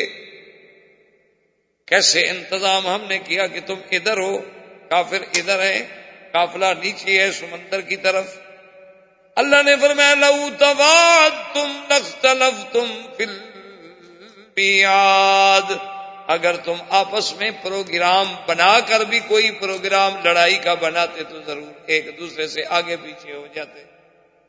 ایسا نہ ہوتا، ہو سکتا ہے وہ نہ آتے، ہو سکتا ہے آپ لیٹ ہو جاتے. وَلَٰكِن لِّيَقْضِيَ اللَّهُ أَمْرًا كَانَ مَفْعُولًا، اللہ پاک جو چاہتے ہیں، جو فیصلہ کر لیتے ہیں، جو قضا کر لیتے ہیں، پھر وہ ہو کے رہتی ہے. یہ تو ہمارا فیصلہ تھا کہ ہونا چاہیے. لِيَهْلِكَ مَنْ هَلَكَ عَن بَيِّنَةٍ وَيَحْيَىٰ مَنْ حَيَّ عَن بَيِّنَةٍ، کہ جس نے برباد ہونا ہے وہ بھی دلیل کے بعد، سمجھ کے بعد. یہ نہ کہے کہ مجھے پتہ نہیں، پھر سمجھ کے جان بوجھ کے برباد ہو. اور جس نے زندہ رہنا ہے اور اسلام قبول کرنا ہے وہ بھی حق کو باطل دیکھ اچھی طرح. یہ نہیں زبردستی قبول کرے، نہیں، حق کو باطل واضح ہو. ہم کھولنا چاہتے. اور جناب جب یہ مکے سے نکلے تو ان کو ایک فکر ہو گئی، کیونکہ قریش نے بنو کنانا کا ایک آدمی قتل کیا تھا، اور بنو کنانا جو تھے وہ انتقام لینے کی انتظار میں تھے کہ ہمیں قریش کا بندہ ملے اور ہم بھی قتل کر. یہ تو قبائل میں پھر ہوتا ہے. وہاں تو یہ تصور نہیں ہے کہ بھی آدمی مر جائے اور وہ چھوڑ جائیں، بھول جائیں. نہیں، عجیب لوگ ہوتے ہیں ان کے، یعنی آپ سوچ نہیں سکتے. ایک آدمی کے والد کو قتل کیا گیا، اس کا بیٹا پڑھا لکھا، ٹھیک ٹھاک تعلیم یافتہ، تقریباً پتہ نہیں ایم اے تھا یا کیا تھا. وہ وہاں سے بالکل ابھی بچہ تھا، کالج سے نکلا، اور اس وقت وہ کالج میں تھا جب اس کے باپ کو قتل کیا گیا. وہ کالج سے ہی وہیں سے اس کو ماں نے کہا کہ اب بیٹا تم یتیم ہو گیا، تمہارا کوئی بھی نہیں بچا ہے. جو رشتہ دار ہیں وہ بہت دور کے رشتہ دار ہیں. اب تو تمہاری اپنی جان خطرے میں ہے، تم کسی طرح باہر نکل جاؤ. تو جو کچھ ماں کے پاس پیسہ پونجی تھی بیچاری نے زیور بیور بیچ بوچھ کے اس کو دی، اور وہ جرمنی نکل گئی. جرمنی جا کے پتہ نہیں اس نے کتنی بڑی بڑی ڈگریاں حاصل کی، وہ کتنا تعلیم میں آگے بڑھ گیا. اور جناب آپ حیران ہوں گے کہ وہ تقریباً کوئی 23 سال گزرنے کے بعد اب دنیا بھول گئی، اس کی ماں بھی مر گئی، کچھ نہیں رہا پیچھے. 23 سال گزرنے کے بعد وہ وہاں سے واپس آتا ہے اور آ کے باقاعدہ کلاشنکوف خریدتا ہے. 2 آدمی کرائے کے قاتل اپنے ساتھ لیتا ہے، اور جن لوگوں نے اس کے باپ کو مارا تھا ان کے 13 بندے جا کے مار دیتا. 23 سال کے بعد وہ پڑھا لکھا، لیکن وہ دماغ سے وہ بات نہیں نکلی. باپ کا بدلہ تو لینا ہے، ورنہ لوگ کیا کہیں گے اتنا بغیرت بیٹا تھا کہ اپنے باپ کے خون کا بدلہ بھی نہیں لے سکتا. کیسی اولاد! یہ قبائل میں یہ ہوتا ہے. تو بہرحال تو اس نے اب جناب ان کو خیال آیا ابو جہل کو کہ اب جا تو رہے ہیں ہم بدر کی طرف، مدینے کی طرف. اس وقت تو بدر کا تصور نہیں تھا نا، وہ تو راستے میں آ رہے تھے بھی قافلے کو بچانا ہے. قافلہ جہاں ملے، رابق ملے، بستورہ ملے، کسی جگہ مل جائے. ان کو تو پتہ نہیں تھا کہ اللہ کی فیصلہ ہمارا بدر میں ہونا ہے. تو اس نے کہا ہم جا تو رہے ہیں، لیکن جب مکہ خالی ہو جائے، ہم تو سب لوگ جا رہے ہیں، اور بنو کنانا اگر آگے مکے پہ حملہ کر دیں، ہماری عورتیں ہی اٹھا کے لے جائیں تو ہم کیا کر لیں گے؟ ان سے تو ہماری بنتی نہیں، جنگ ہے ہماری. تو شیطان ابلیس لعین جو ہے نا ایسے موقعوں کی انتظار میں رہتا. وہ فوراً سراقہ ایک سردار تھا قبیلہ کا، اس کی شکل میں آیا اور ابو جہل کو آ کے ملا. کہنے لگا ابو جہل لماذا تردد، کیوں ڈر رہے ہو، کیا بات؟ اس نے کہا سردار بات ٹھیک ہے، ہمارا بنو کنانا سے جھگڑا ہے، ہم جو سارے باہر جا رہے ہیں اور بنو کنانا والے مکے پہ حملہ کر دیں، مکہ تو خالی. اس نے کہا مت گھبراؤ، انی جار لکم، میں جو تمہارا ہمسایہ ہوں میں نگرانی کروں گا، مکے پہ میں حملہ نہیں کرنے دوں گا. اس نے کہا اس کا تو تم فکر نہ، مکے پہ تو کوئی قبیلہ نہیں ہے، یہاں تو میں پہرا. اگلی بات ہے بڑا اچھا موقع ہے اور پہنچو، قافلہ لٹ گیا برباد ہو جاؤ گے. 1000 اونٹ ہے اور مسلمانوں کو اگر 1000 اونٹ تجارت کا مال مل گیا تو کیا سمجھتے ہو خاموش مدینے میں بیٹھ رہیں گے؟ وہ تو غریب ہیں، مجبور ہیں کہ ان کے پاس طاقت نہیں، دولت نہیں. ورنہ یہ تھوڑا ہے کہ مسلمان کے پاس ضمیر نہیں، ایمان نہیں۔ ابو جہل نے کہا ہاں بات تو تمہاری ٹھیک ہے، چلو نکلو۔ اب جناب یہ یہاں سے چل پڑے، قافلے نے، ابو سفیان نے بڑی عقل مندی کا ثبوت دیا، اس نے اپنے قافلے کو ایک غیر معتاد راستے سے بالکل سمندر کے قریب کر دیا۔ آپ دیکھیں نا کبھی پرانے راستے سے مدینہ منورہ جائیں، رابوں کے راستے سے، آپ کو سمندر نظر آتا ہے باقاعدہ، اسی کنارے پہ آپ چل رہے ہیں، تو اس نے اپنے قافلے کو اور زیادہ سمندر کے قریب کر دیا اور پہاڑوں کی اوٹ میں آ گیا، اور راستہ غیر معتاد تھا، تو اب نہ تو مسلمانوں کو پتہ چل رہا ہے قافلہ کہاں ہے، اور نہ ان مکے والے تو خیر یہاں سے نہیں کر رہے۔ حضور صلی اللہ علیہ وسلم حضرت ابو بکر صدیق رضی اللہ تعالی عنہ کو لے کر اسی تلاش میں نکلے اور چلے کہ ہم دیکھیں کہ قافلہ کہاں ہے، کو پتہ چل جائے۔ راستے میں آتی ہیں، اسی بدر کے راستے میں تو سڑک کے کنارے ایک بوڑھا آدمی بیٹھا ہوا ہے، بدو ہے بوڑھا، اس کو آ کر ملے، آپ نے پوچھا کہ بھئی تمہیں کوئی خیر خبر، قافلے کا کوئی پتہ؟ اس نے کہا کہ بات یہ ہے کہ میرے جو معلومات ہیں مجھے پتہ چلا ہے کہ قافلہ جو ہے اس کا تو ہمیں پتہ نہیں حقیقت میں کہ کدھر، لیکن یہ مجھے پتہ چلا ہے کہ زمزم ابن عمرو جو تھا اس نے مکے والوں کو اطلاع دے دی ہے، اور وہاں سے 1000 کی تعداد میں لشکر جرار جو ہے وہ نکل، اور میں یہ سمجھتا ہوں کہ فلاں تاریخ کو لشکر مکے سے چلا ہے، اس کا مطلب یہ ہے کہ وہ عدوۃ القصویٰ کو پہنچ چکا ہو۔ اور اس نے کہا اسی طرح مجھے یہ بھی پتہ چلا ہے کہ مدینہ منورہ سے بھی حضور صلی اللہ علیہ وسلم کا ایک قافلہ جو ہے چلا ہوا ہے، اور جو میرے علم میں ہے کہ فلاں تاریخ کو مدینے سے نکلے ہیں، تو وہ میرا خیال ہے کہ عدوۃ الدنیا میں پہنچ گئے ہو۔ یعنی اندازہ کریں اس بوڑھے کی تخطیط کا اور دماغ کا کہ بھئی اگر ایک قافلہ اونٹوں پہ چلے مدینے سے تو کہاں پہنچا ہوگا، اور مکے سے چلے تو کہاں پہنچا، اور عین وہی جگہ بتائی۔ اس نے کہا کہ مکے والے تو پہنچے ہوں گے عدوۃ القصویٰ کے پاس، اور مدینے والے پہنچے ہوں گے عدوۃ الدنیا کے پاس۔ تو اب جب وہاں آ گئے تو کچھ صحابہ حضور کی خدمت میں آئے، انہوں نے کہا کہ یا رسول اللہ کہ ہمیں اس جگہ نہیں رکنا چاہیے، اور 2 آدمیوں سے معلومات بھی حضور کو ہو گئے کہ بھئی قافلہ جو ہے وہ آ تو رہا ہے لیکن اپنے راستے پر نہیں، معتاد طریق پر نہیں ہے، معلوم یہ ہوتا ہے کہ اس نے اور زیادہ سمندر کی طرف اختیار کر لیا ہے۔ انہوں نے کہا حضور ہمیں یہاں نہیں رکنا چاہیے جہاں ہم رکے ہوئے ہیں عدوۃ الدنیا کے پاس، یہاں کو پانی نہیں، ہم چاہیے کہ ہم ایسے مقام پہ جائیں کہ جہاں پانی، تو یہ وہاں سے پانی کے لیے چلے اور بدر میں پہنچے۔ اللہ کو منظور، اللہ نے جو بدر کو شان دے دی کہ قیامت تک بدر کا نام جو ہے قرآن میں پڑھا جائے، قیامت تک بدر کا نام جو ہے وہ زندہ رہے گا، تاریخ کے ماتھے پہ اسلام کا ایک عظیم جومر، عظیم غزوہ، عظیم فتح، یوم الفرقان۔ تو یہ ماہ بدر پر پہنچے، اور اس صحابی نے ایک اور مشورہ بھی دیا، اس نے کہا کہ یا رسول اللہ ہم ایسا کریں کہ اور جو چھوٹے چھوٹے یہاں چشمے ہیں، کنویں ہیں، ان سب کو ہم بند کر دیں، تاکہ اگر واقعی کوئی کافروں کا لشکر آ بھی رہا ہے تو ان کے پاس پانی نہیں ہوگا، ہمارے پاس پانی ہوگا۔ یہ اپنی طرف سے حضور نے فرمایا ہاں ٹھیک رائٹ، اور اللہ نے آسمانوں سے بارش، اللہ کی شان ہے، دیکھیں قرآن پاک نے خود اس نقشے کو بیان کیا۔ اذ یغشکم النعاس امنة منه وينزل عليكم من السماء ماء ليطهركم به ويذهب عنكم رجز الشيطان وليربط على قلوبكم ويثبت به الأقدام۔ اللہ نے فرمایا کہ ہم نے میرا مدنی صلی اللہ علیہ وسلم ایک تو آپ کی صحابہ پر ایک نعاس کہتے ہیں نیند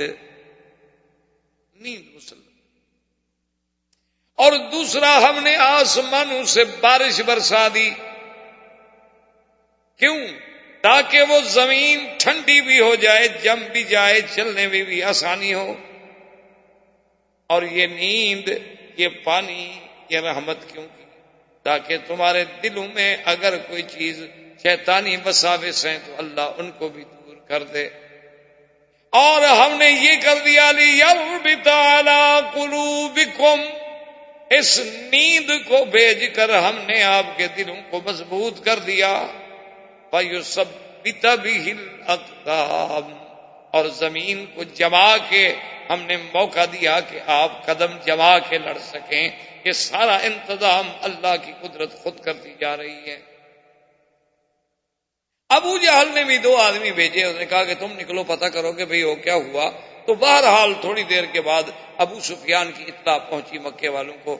اس نے کہا دیکھو بھائی، میرا قافلہ تو نکل گیا، اب مسلمان مجھ پہ حملہ نہیں کر سکتے، کیونکہ تم بدر میں آ گئے ہو، عدوۃ القصویٰ پہ پہنچے ہوئے، اور میں تو اس سے اور زیادہ مکے کی طرف نکل گیا ہوں نا، تو مسلمان تو اور ادھر ابھی مدینے کی طرف ہیں، تو اب وہ آپ کے لشکر کو عبور کر کے تمہارے ساتھ نہیں لڑ سکتے نا، آگے لشکر بیٹھا ہوا ہے 1000 کا، تو لہذا قافلہ صحیح سلامت نکل گیا ہے۔ اور میری رائے یہ ہے کہ تمام سرداران قریش جو ہیں دوبارہ غور کریں، واپس آ جائیں کہ اب لڑنے کی کیا ضرورت ہے، مقصد تو قافلے کا تحفظ تھا، قافلہ تو نکل گیا۔ جب پتہ لگا بنی زہرہ کو کہ قافلہ چلا گیا، انہوں نے کہا بھی ہم بھی واپس جاتے ہیں، ہم کیوں لڑیں بھی خام خواہ بلا وجہ، اب مسلمانوں کو کیوں ڈھونڈیں ہم۔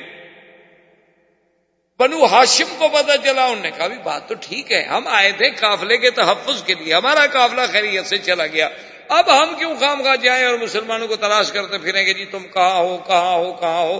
وہ بھی قافلہ ڈھونڈنے آئے تھے، ان کو بھی نہ ملا، وہ بھی جہاں ہوں گے آخر تنگ آ گئے، واپس چلے جائیں۔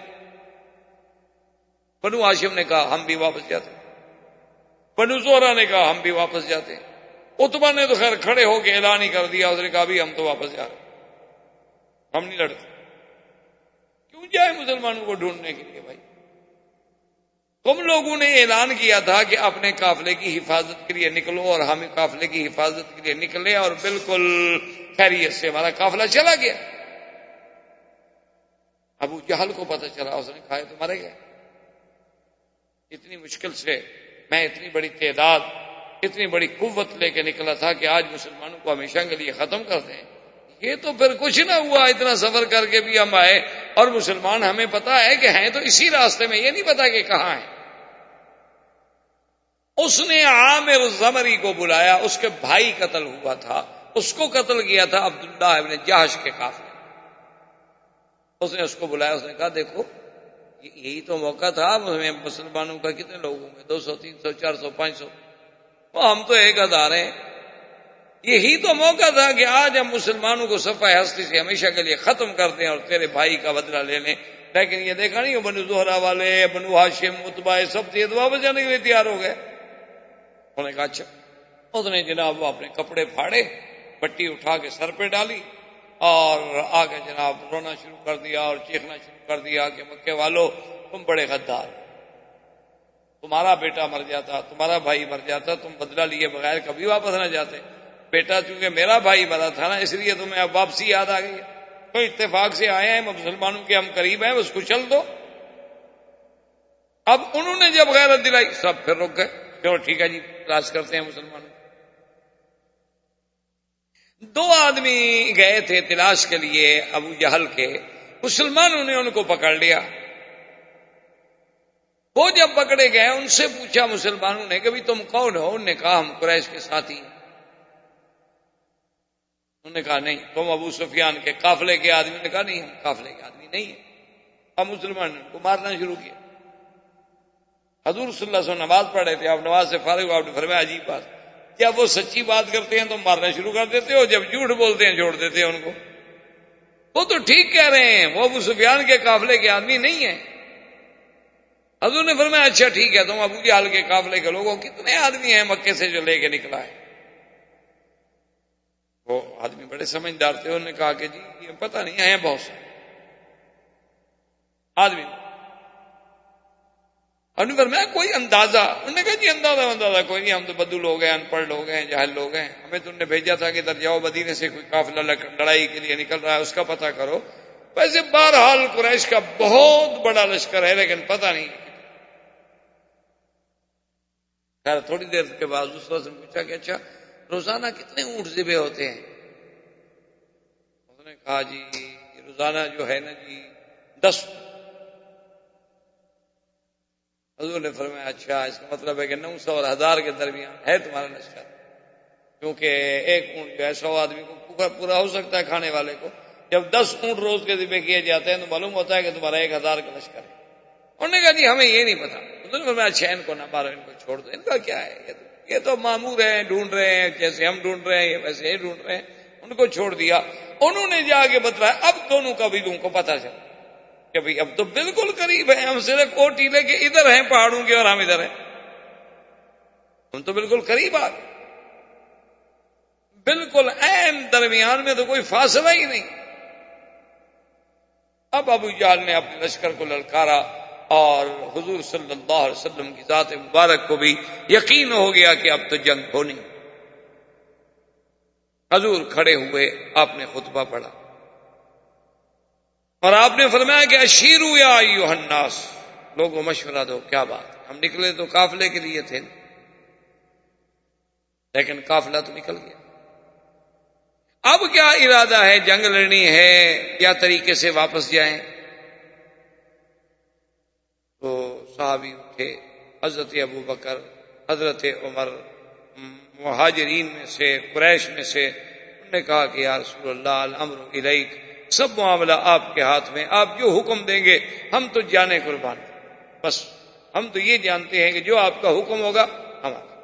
حضور پھر فرمایا اشیروا یا ایھا الناس، لوگوں رائے دو۔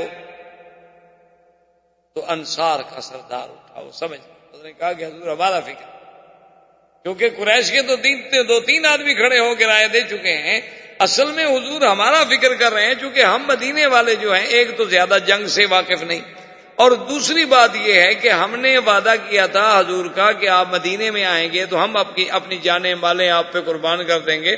حضور اس فکر میں ہے کہ شاید یہ مدینے کی حد تک تو میرا تحفظ کریں گے لیکن مدینے کے باہر شاید نہ کریں، کیونکہ معاہدہ تو یہی تھا۔ وہ کھڑا ہوا، اس نے کہا کہ یا رسول اللہ لسنا اصحاب محمد اصحاب موسیٰ بل نحن اصحاب محمد۔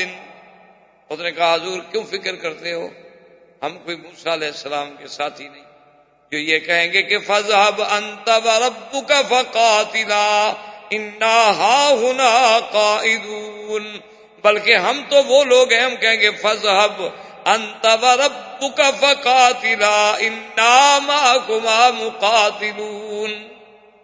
نے کہا کہ یا رسول اللہ آپ کیا فکر کر رہے ہیں، ہم موسیٰ علیہ السلام کے ساتھ یہ کہہ دیں گے کہ آپ جانے، آپ کا خدا جانے، ہم بیٹھے ہوئے ہیں، آپ لڑیں، ہم آپ کے ساتھ ہیں۔ ایک اور انصاری، انہوں نے کہا حضور لو امرتنا الى برک الغماد، برک الغماد ایک جگہ ہے یمن، اور مدینہ شریف سے لے کر برک الغماد تک درمیان میں 14 بڑے بڑے قبائل ہیں۔ انہوں نے کہا حضور اگر آپ ہمیں کہیں نا کہ برک الغماد پہ پہنچو تو ہم پہنچیں گے، یعنی یہ تو ایک قریش کا قبیلہ ہے نا، وہ تو 14 قبیلوں سے لڑ کے جانا پڑے گا نا برک الغماد، ہم تو پھر بھی حکم کے لیے تیار ہیں۔ ایک اور صحابی کھڑے ہوئے، انہوں نے کہا لو امرتنا لخذنا فی البحر، حضور آپ حکم تو کریں کہ سمندر میں چراغ لگا دو، ہم لگا دیں، ہمارا فکر کیوں کرتے ہیں؟ فسر ہم، حضور صلی اللہ علیہ وسلم کے چہرہ مبارک جو تھا وہ خوشی سے کھل۔ حضور نے فرمایا کہ اللہ تم لوگوں کو جزائے خیر دے، یہی تو آزمائش کی گھڑیاں ہوتی ہیں جن میں مومنوں کا ایمان اللہ آزماتے ہیں۔ تو آپ لوگوں نے جس ایثار کا اور جس قربانی کا اظہار کیا ہے وہ مجھے میرے لیے خوشی کا باعث ہے، لیکن میں ایک بات بتا دوں، مجھے بھی اللہ کی طرف سے اشارات ملے ہیں، فتح تو تمہیں ہوگی، گھبرانے کی کوئی بات نہیں، یا تو ہمیں قافلہ ملے گا یا پھر ہمیں یہ مال غنیمت ملے گا ان سے، اللہ ہمیں خالی نہیں بھیجیں گے مدینہ سے، ان 2 چیزوں میں سے ایک چیز ہمیں ملے گی۔ ادھر کفار نے اپنی خیمے لگا دیے اور فوج بٹھا دی، ادھر حضور پاک نے حکم دے دیا ابھی اپنے خیمے شیمے نصب کرو اور بیٹھ جاؤ، تیار ہو جاؤ۔ تو صحابہ اکٹھے ہوئے، انہوں نے کہا کہ یا رسول اللہ ہمارا ایک مشورہ ہے۔ سعد بن معاذ نے آ کے عرض انہوں نے فرمایا بتاؤ کیا؟ اس نے کہا حضور ایک تو ہم آپ کے لیے بنا دیتے ہیں عریش. عریش کا معنی یہ ہوتا ہے کہ لکڑیاں کھڑی کر لیتے تھے اور اوپر کچھ لکڑیاں ڈال کے اور کھجور کی چھڑیاں ڈال کے, یعنی چھپر سا, جسے آپ سمجھیں چھپر. تو اس کا فائدہ یہ ہوگا کہ ایک تو دھوپ کے وقت آپ اس کے نیچے بیٹھ گیا تو سایہ ہو گیا, اور ضرورت کے مطابق آپ اس کے اوپر بھی بیٹھ گئے اور اوپر سے کھڑے ہو کر دوست دشمن احباب کو آپ دیکھتے رہے. اور دوسرا حضور وہاں ہم اپنے خصاف جو ہمارے پاس اونٹ ہیں جیسے ہیں ان میں سے جو اچھے ہیں وہ پہاڑ کے پیچھے بٹھا دیتے ہیں کہ خدا نہ خواستہ جنگ میں اگر ہم سب کے سب شہید ہو جائیں. یا رسول اللہ جو لوگ مکے میں ہیں مدینے میں ہیں وہ کوئی ہم سے ایمان میں کم مخلص تو نہیں. اس وقت تو یہ اعلان نہیں ہوا تھا کہ ہم نے جنگ لڑنی ہے, ورنہ تو کوئی پیچھے نہ رہتا. وہ تو ایک رائے تھی کہ قافلہ جا رہا ہے, اسی لیے تو حضور نے حضرت عثمان کو بھی منع کر دیا. حضرت عثمان رضی اللہ تعالیٰ عنہ آنے لگے تو آپ نے فرمایا کہ عثمان نہیں, میری بیٹی اور تمہاری بیوی رقیہ جو ہے وہ بیمار ہے, تم اس کے علاج کے لیے رک جاؤ, کوئی بات نہیں, ہم تو ابو سفیان کے قافلے کی حد تک جا رہے. اس نے کہا حضور پھر یہ فائدہ ہوگا کہ آپ ایک تو عریش میں اونچے ہوں گے اور آپ دیکھ رہے ہوں گے کہ ہمارا میدان جنگ میں کیا حال ہو رہا ہے. اگر خدا نہ خاصا پانسا پلٹتا ہوا دیکھیں تو کم از کم آپ تو اونٹ پہ بیٹھ کے مدینہ شریف پہنچے, اتنے تک تو ہم کافروں کو آگے نہیں بڑھنے دیتے جب تک کہ آپ دور نہ چلے جائیں. اتنا تو ہم بھی روک لیں کہ کم از کم ان کو ایک دن روک لیں. آپ ایک دن کا سفر اگر آگے نکل جائیں تو پھر تو آپ کو کوئی نہیں پکڑ سکتا, اور آپ جب مدینے پہنچیں گے تو مدینے والے پھر آپ کے ساتھ ہوں. حضور نے فرمایا کہ اچھا ٹھیک ہے, تم نے جو رائے دی ہے ٹھیک, عریش بناؤ. چھپر بن گیا. حضور صلی اللہ علیہ وسلم کھڑے ہیں, نماز پڑھ رہے ہیں, اور نماز کے بعد جو حضور نے ہاتھ اٹھائے اور اتنی لمبی دعا کی کہ صحابہ کہتے ہیں ایسی دعا ہم نے کبھی نہیں. اور اسی دعا میں اللہ کے نبی نے یہ وہ کلمات تھے جو فرمائے تھے کہ اللہم ان تہلک هذه العصابۃ لن تعبد فی الارض ابدا, کہ اللہ آج اگر تو نے اس جماعت کو بھی ختم کر دیا تو پھر تیری عبادت کرنے والا بھی زمین پہ کوئی نہیں رہے گا. کیوں یہی تو جماعت, اگر یہ بھی ختم ہو گیا تو مدینے والے بیچارے وہ بھی تو ہمت ہار جائیں گے نا. اسلام کی تو شوکت ہی ختم ہو. اور حضور کے کندھے مبارک میں چادر ہے. ایک روایت میں آتا ہے کہ وہ چادر بھی گر گئی اور دعا مانگتے مانگتے مانگتے حضرت ابو بکر آئے, انہوں نے آ کے حضور کی چادر اٹھائی اور کہا کہ لا تلہی علی اللہ یا رسول اللہ واللہ لا یخزیک اللہ ابدا. میرا مدنی آپ اتنی سخت دعائیں اپنے اللہ سے کیوں مانگ رہے ہیں؟ مجھے اس رب قدیر کی قسم ہے خدا آپ کو کبھی رسوا نہیں کرے. اللہ اپنے نبی کو رسوا کر دیں. حضور آپ کیوں فکر کریں؟ آپ کوئی فکر نہ کریں, اللہ آپ کی نصرت کرے. حضور صلی اللہ علیہ وسلم دعا سے فارغ ہوئے, آپ کا اطمینان قلب ہوا, اور اس کے بعد جو ہے اب مارکے کی کیفیت جو تھی وہ بالکل ایسے ہو گئی کہ ادھر آپ خود سوچیں 1000 آدمی ہو اور سامنے 313 آدمی ہو تو کیا مقابلہ کیا ہوتا ہے. تو حضور نے حکم دیا کہ بھئی وہ جو عام ہوتا تھا نا جی, پہلے جو جنگوں کے طریقے ہوتے تھے وہ یہ ہوتا تھا کہ یہ میمنہ ہے, یہ میسرہ ہے, اور یہ درمیان, یعنی جنگیں جو ترتیب دی جاتی تھی نا کہ ایک فوج جو ہے وہ دائیں طرف سے بڑھے, ایک فوج جو ہے وہ میسرہ سے بڑھے, ایک فوج جو ہے وہ سیدھی چلے گی, تاکہ وہ دونوں بازو جو ہیں وہ مدد کرتے چلے جائیں گے اور دشمن کو گھیرے میں لیتے لیتے لیتے لیتے اس کے پیچھے آ جائیں. اور کچھ لوگ ہوں گے جو اپنے فوج میں, اپنے مسکر میں, اپنے مقر میں اس کا کنٹرول کریں گے, حفاظت. اب یہ تو بالکل یعنی ایک عجیب سی بات تھی نا کہ کہاں 1000 کا لشکر جرار اور ہر آدمی ان کا مقاتل, ہر آدمی جنگجو, اور کہاں حضور صلی اللہ علیہ وسلم کے صحابہ اور نا تجربہ کار جنہوں نے کبھی جنگ بھی نہیں دیکھی.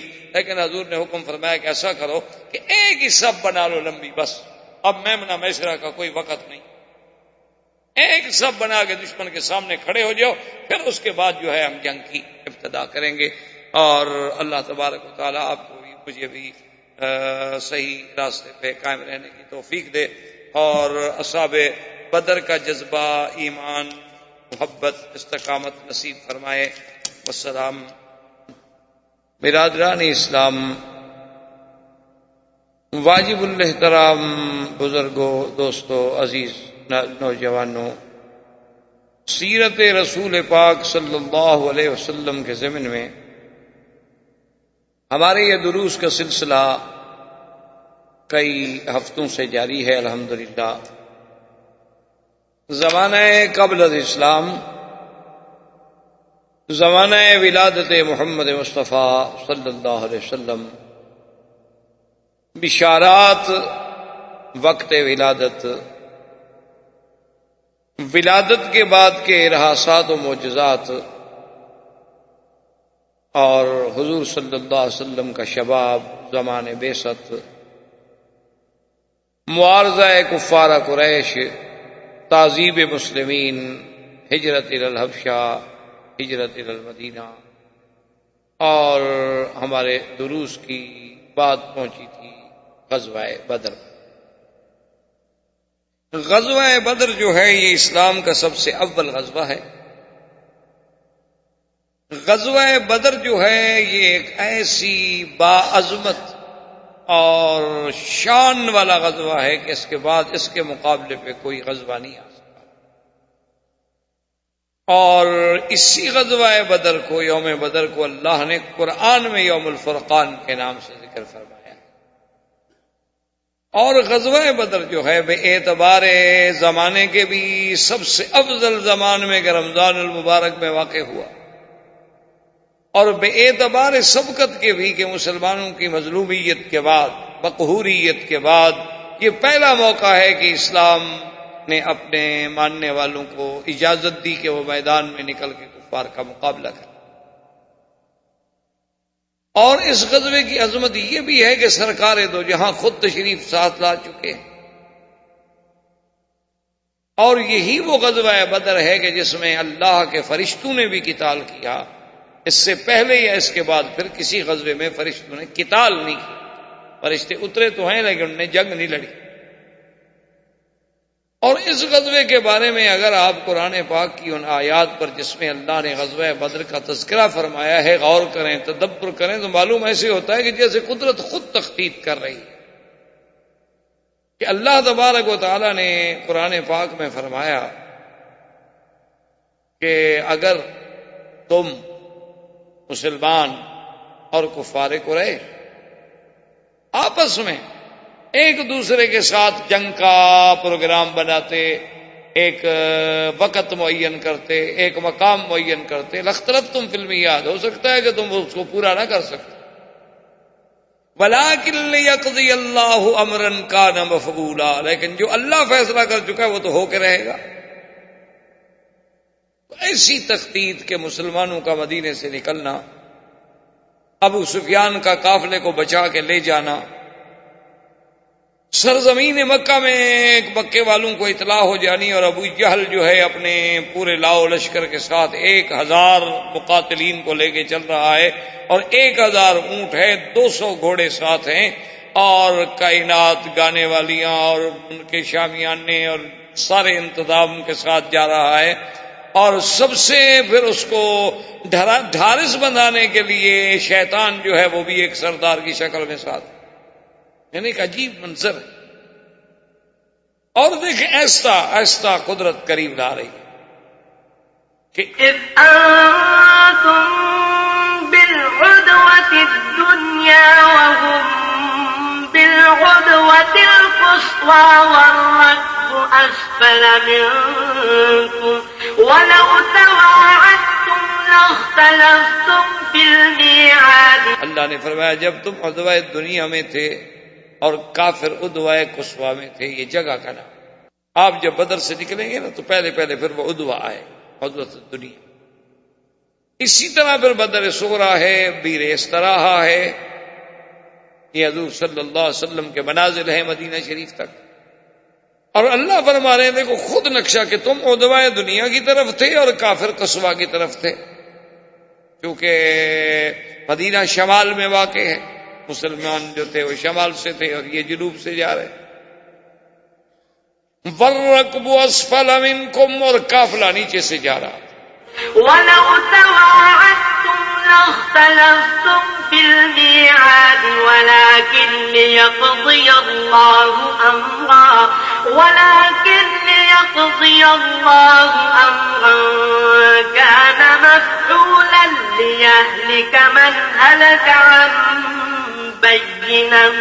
ليهلك من هلك عن بينة ويحيى من حي عن بينة وإن الله لسميع عليم.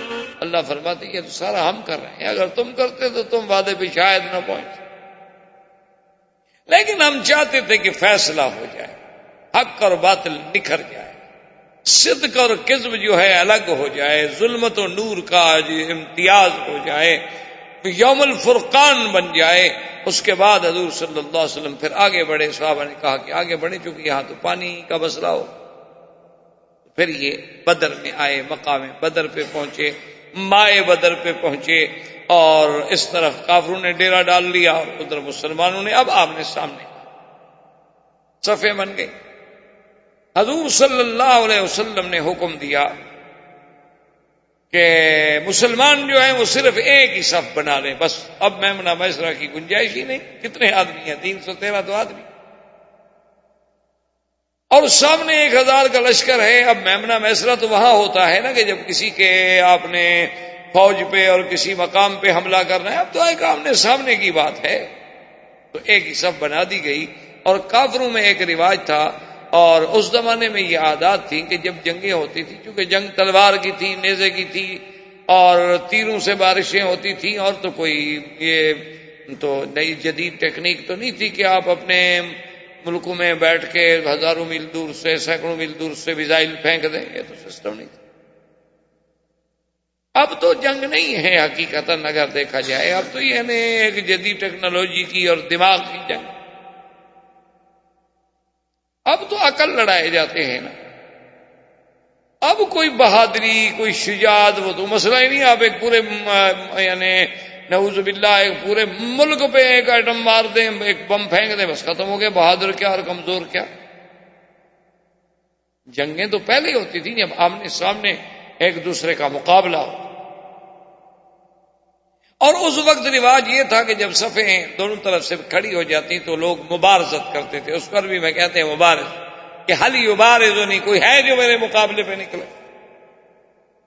تو کافروں سے ان کے بڑے جنگجو تھے، لڑاکا تھے، اتبا وغیرہ، وہ نکلے. انہوں نے کہا کوئی ہے ہمارے بعد؟ تو حضور صلی اللہ علیہ وسلم کی طرف سے حضرت مصعب بن عمیر اور سیدنا حمزہ نے. اللہ کی شان ہے کہ اللہ نے مسلمانوں کے لیے نصرت لکھی تھی، انہوں نے کافروں کو قتل کر دیا، مارے گئے کافر. اب اور جنگ میں تیزی آنے لگی، دونوں طرف سے غصہ بڑھنے لگا، جوش بڑھنے لگا.